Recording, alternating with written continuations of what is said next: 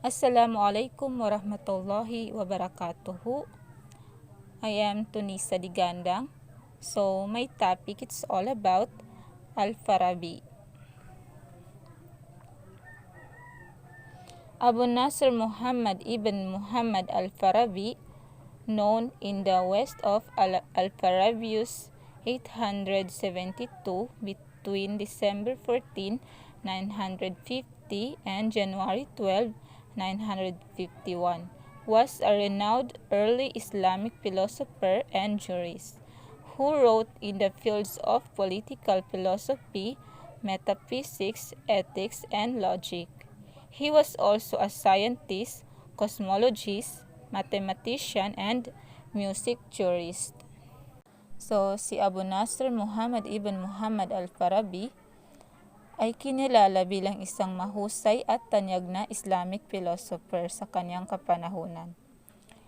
At isa rin siyang dalubhas sa pagdating sa mga batas. So, sa kanyang kapanahunan, naging tanyag ang kanyang pangalan dahil sa malawak ang kanyang pamumuno sa pagdating sa Islamic philosophy. Siya yung pinakaunang naging Islamic philosopher sa kanyang kapanahunan. Si Abu Nasr al-Farabi ay kinilala sa taong 872 sa pagitan ng taong December 14, 950 hanggang sa January 12, 951.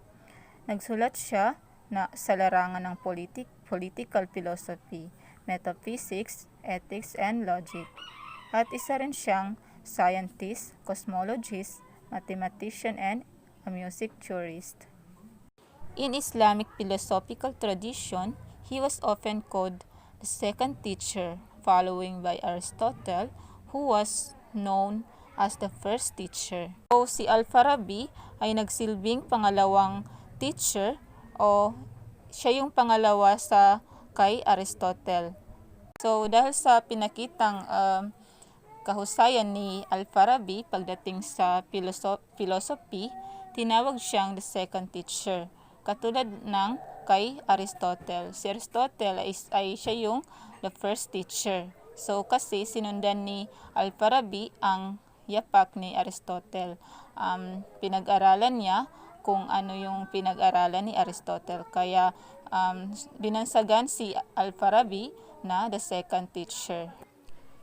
He is credited with preserving the original Greek text during the Middle Ages because of his commentaries and treatises, and influencing many prominent philosophers such as Avicenna and Maimonides. Through his works, he became well known in the West as well as the East. So, dahil sa husay ni Al-Farabi pagdating sa philosophy, siya na yung nagpalawak or namamalakad sa mga original Greek text sa kanyang kapanahunan noong panahon ng Middle Age. So, dahil sa mga pahayag na nilalaman ng kanyang original Greek text, so na-influensyahan niya ang mga iba't ibang prominent philosophers na sina Avicenna and Maimonides. So, dahil sa kanyang mga work, mas nakilala pa siya sa iba't ibang panig ng mundo, from West and to East. The biography of Al-Farabi. He existing variations in the basic accounts of Al-Farabi's origins and pedigree indicate that they were not recorded during his lifetime or soon thereafter by anyone with concrete information, but were based on hearsay or guesses, as is the case with the other contemporaries of Al-Farabi. Little is known about his life. So, mayroon mga iba't ibang pananaw patungkol sa buhay ni Abu Nasr Al-Farabi, sa kanyang pinagmulan at sa kanyang mga ninuno, kung sino nga ba ang kanyang mga ninuno, kung saan siya nagmula. Noong kanyang kapanahunan, walang nakarecord tungkol sa kanyang buhay, kaya wala din kasiguraduhan ang mga kwento patungkol sa kanyang pinagmulan. Si Al-Farabi ay wala siyang concrete information sa kanyang pagkatao or sa kanyang buhay noong kanyang kapanahunan. So ang tanging nagbe-base lang sila sa mga sabi-sabi ng ibang mga philosopher or sa kanilang sa hula nila pagdating sa kay Al-Farabi. Meron din kakaunting informasyon pagdating sa kanyang pinagmulan. Ito ay sa kanyang pansariling talambuhay. Tinahak niya ang larangan ng history of logic and philosophy noong kanyang kapanahunan. Early sources include an autobiographical passage where Al-Farabi traces the history of logic and philosophy up to his time, and brief mentions by Al-Masudi in Ibn al-Nadim and Ibn Hawqal.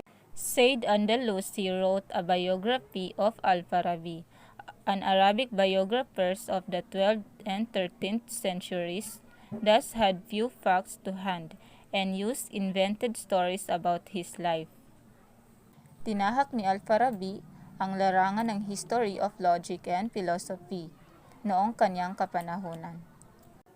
At mayroon din maiiksing mga salita ang binanggit ni Al-Masudi, Ibn al-Nadim, and Ibn Hawqal. Sinabi niyang si Andalusi ay nagsulat ng talambuhay ni Al-Farabi. Si Andalusi ay isang Arabic biographer sa panahong 12th to 13th centuries. Meron din siyang naitalang kaunting katotohanan at gumamit din siya ng mga pawang mga imbento patungkol sa buhay ni Al-Farabi. From incidental accounts, it is known that he spent significant time, most of his life, in Baghdad with Christian scholars including cleric Yohanna ibn Haylan, Yahya ibn Adi, and Abu Ishaq Ibrahim al-Baghdadi. So dahil sa iba't ibang pinagmulan ng informasyon patungkol sa buhay ni Al-Farabi, nalaman doon na si Al-Farabi ay iginugol niya ang kanyang buhay pagdating sa mga makabuluhang bagay sa lugar ng Baghdad. Kasama niya doon ang Christian scholars na si cleric Yohanna ibn Haylan, Yahya ibn Adi, and Abu Ishaq Ibrahim al-Baghdadi. Al-Farabi later spent time in Damascus and in Egypt before returning to Damascus, where he died in 950. So, hindi lang sa Baghdad pumunta si Al-Farabi, kundi sa iba't ibang bansa rin, tulad ng Damascus at sa Egypt. So, before siya bumalik sa Damascus, siya ay pumanaw or namatay sa taong 950. Al-Farabi's birthplace could have been any one of the many places in Central Asia, Khorasan, that is known by that name. The Parab or Farab is a Persian term for a local that is irrigated by effluent springs or flows from a nearby river. So, ang birthplace ni Al-Farabi ay sa Central Asia, Khorasan. So, ang name na Farab ay hango sa Persian term na ang ibig sabihin ay irrigated by effluent springs or flow from a nearby river. Ang ibig sabihin ng kanyang Farab na kanyang pangalan na Farab ay hango sa isang tubig na maayos na umaagos sa isang bukal malapit sa ilog. So, yun ang ibig sabihin ng kanyang name na Farab ay napakaganda. Ito ay hinango sa isang malinis tulad ng kanyang buhay or ang kanyang pagkatao. Scholars largely agree that Farabi's ethnic background is not knowable. So, maraming mga scholars na nagsasabi na wala pa rin enough na evidence or concrete na informasyon patungkol sa buhay or pinagmulan ni Al-Farabi's. Persian origin theory. An Iranian stamp with Al-Farabi's imagined face.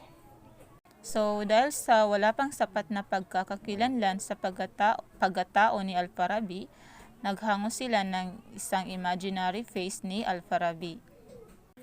The Turkic origin theory about Al-Farabi. Al-Farabi on the currency of the Republic of Kazakhstan. The oldest known reference to a Turkic origin is given by the medieval historian Ibn Khaldun, died in 1282. Complete in 669 to 1271, states that Farabi was born in the small village of Wasij in what is today Otrar, Kazakhstan, of Turkic parents. Based on this account, some modern scholars say he is of Turkic origin. So, ang kauna-unahang pinagkunan ng impormasyon patungkol sa Turkic origin about kay Al-Farabi. Ito ay nagmula sa work ni Ibn Khaldun, o siya yung biographer na nagsulat patungkol sa Turkic origin.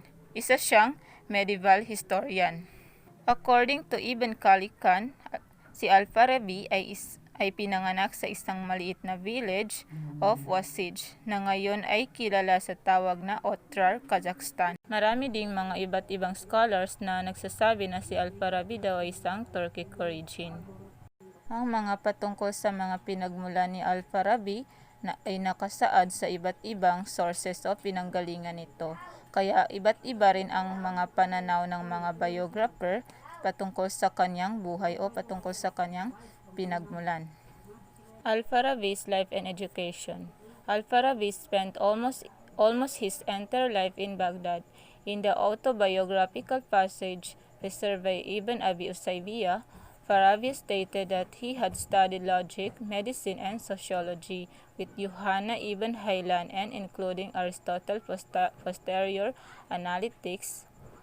Arabi was claiming that he had studied Porphyry, isagogy, and the Aristotle categories, the interpretation, prior and posterior analytics. So about naman sa life and education ni Al-Farabi, siya ay itinuon niya ang kanyang buhay at atensyon sa pag-aaral sa Baghdad. Ayon naman sa salaysay ni Ibn Abi Usaybi, nakasaad dito na si Al-Farabi ay nag-aral ng logic, medicine, and sociology, kasama ng nag-aral si Yuhanna bin Haylan, including Aristotle's posterior analytics. Al-Farabi's religious beliefs. Al-Farabi's religious affiliation within Islam is disputed. While some historians identify him as a Sunni, some others assert he was a Shia or influenced by Shia. So ito naman yung informasyon patungkol sa pagkakaugnay patungkol sa relihiyon ni Al-Farabi sa Islam. So pinagtatalunan pa rin ng iba't ibang historian ang relihiyon ni Al-Farabi. Kung siya ba daw ay isang Sunni or Shia, kasi marami daw nagsasabi na siya ay Sunni.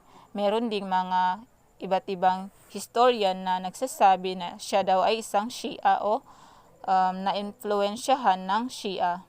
Najer Fauzi argues that Al-Farabi's political philosophy was influenced by Shiite sects, giving a positive account. Nadia Maftoni describes Shiite aspect of Farabi's writing.